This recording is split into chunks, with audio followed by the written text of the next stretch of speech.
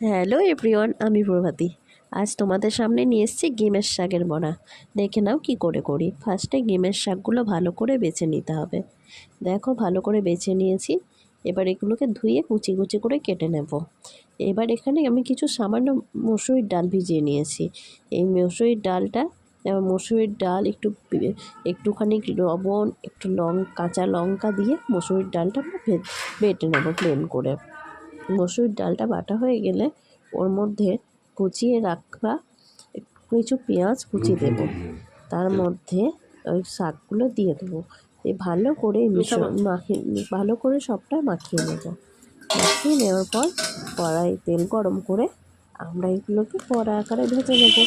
গরম গরম ভেজে যখন খাবে না ভাত দিয়ে, এতেই অর্ধেক ভাত চলে যাবে। হ্যাঁ, যারা তেতো পছন্দ করে না খেতে, তাদের কিন্তু এটা বেশ ভালোই লাগবে। মসুর ডালে